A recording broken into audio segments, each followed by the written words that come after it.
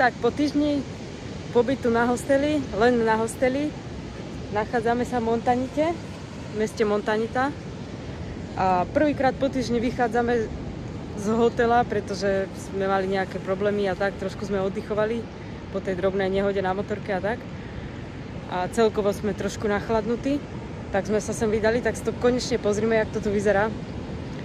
Aj ľutujem, že sme týždeň nešli, sme boli fakt kúsok od pláže. Pešo, fakt pár minút.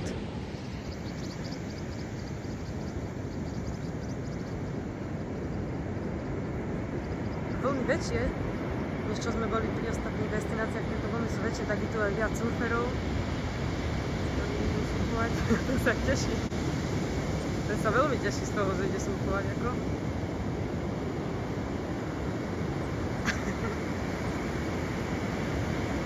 A už je to.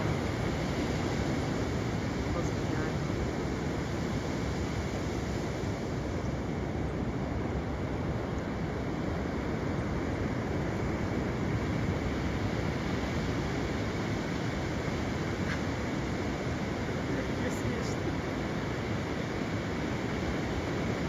A už je prvá vlna.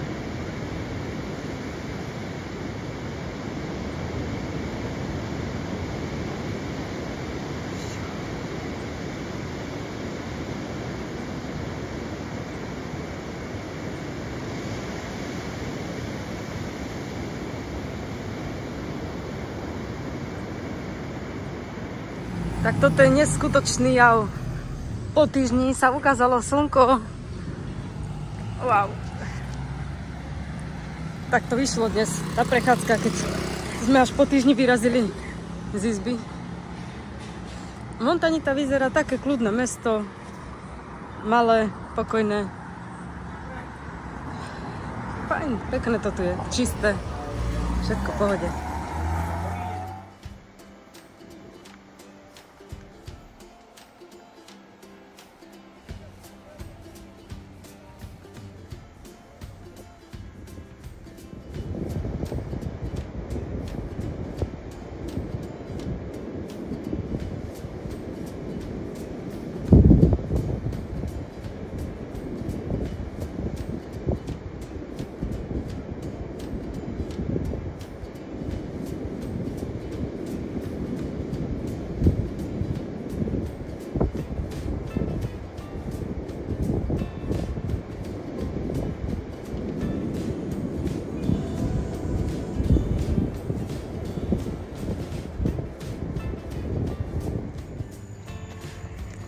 Aha, kravičky. Takto nás tu po ceste stretli. Alebo my ich. No, keď pekné, pekne si papáte trávičku. No, ty sa netvaríš nadšene úplne. Ešte aké rohy máš, kamo. Trošku zo života v Montanite. No, to je pekné. Prakticky tu žije celkom málo ľudí, všetko je skôr turistické, samé hotely a reštaurácie. Tak celkom bezpečné miesto. Plánovali sme sa ubytovať v meste Guayaquil. Už som mala zajednané ubytovanie, že tam ideme. Všetko bolo dohodnuté a on mi nakoniec povie, že ten ako ubytovateľ toho hotela, že parkovanie je len v noci zadarmo a cez deň musím parkovať v meste za príplatok. No tak si to zoberte 2 noci a celé dni parkovať, za každú hodinu platiť za motorku a proste úplne komplikované v tom centre mesta parkovať. Takže ja neviem, asi vynecháme ten Guayaquil alebo čo, no, keď chceme byť v meste priamo a nie niekde ďalej, kde to môže byť celkom nebezpečné, tak to vyzerá možno, že sa asi ani neubytujeme tam a pôjdeme rovno 6 hodín na hranice, takže uvidíme.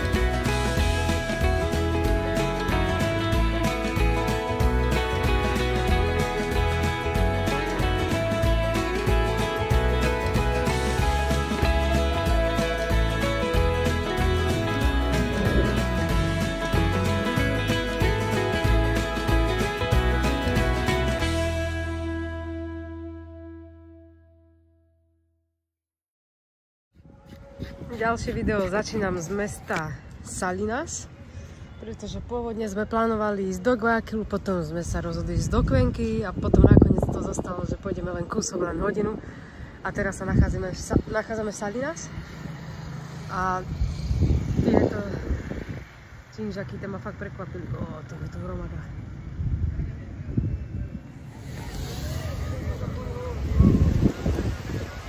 Tuto sa nachádzajú, tuto ponúkajú všelijaké takéto plavby, takéto jazdy na takomto.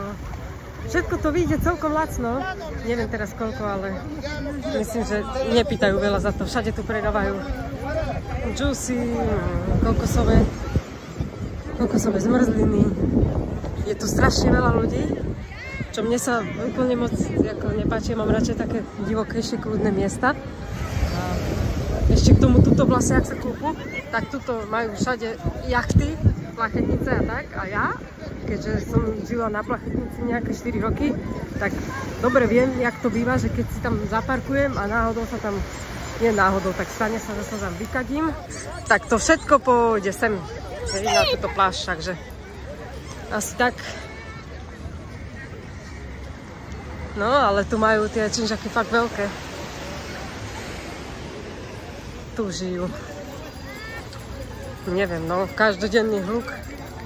Nechcela by som tu žiť. Otravní predajcovia, ktorí ti non-stop ponúkajú, aj keď ich 100-krát odmietneš, aj tak budú stále ponúkať. Je to tak na 3 dní a pôjdeme ďalej. Už ani nechcem byť pri oceáne, už by som išla niekde inde. Tak, poďme si dať rape.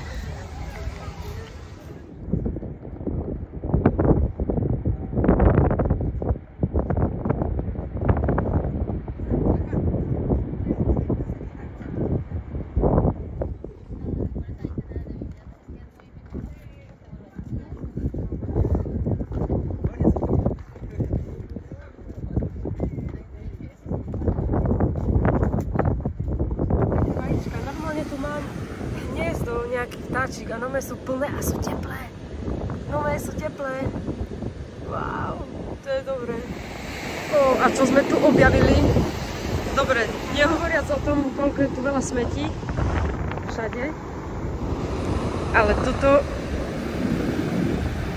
ľudia mŕtva korytnačka, ktorú už asi poriadne vyžrali rôzne iné zvieratá. Ale je ako veľká.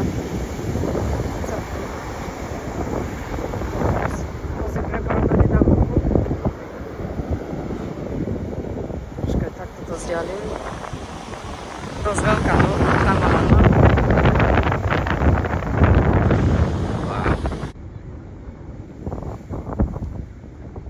To je pekný kus. Teraz som videla. Ďalší výhľad na veľrybu.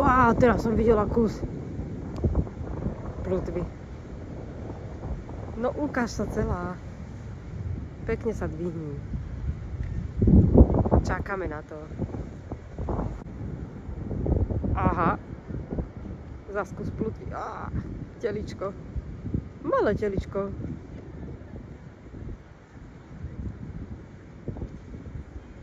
Jak sa tam búcha s tou plutvou furt do vody.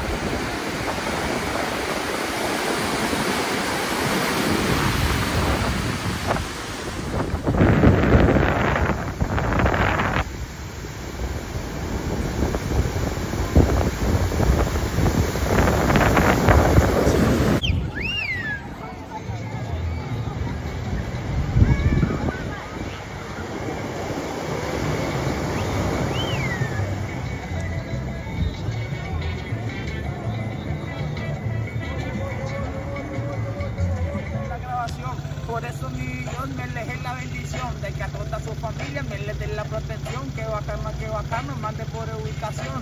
Ahí el caballero, él es con el mero, que Dios me lo bendiga y es sincero. Le digo una cosa, mi parcero, hasta su señorita dice que es un caballero, por eso de que ella no es mentira. Ella es buena gente y se parece a Shakira. Le digo una cosa, mis bendiciones siempre le tira. Por eso hacia adelante, ella siempre me inspira, porque el caballero, él sabe que...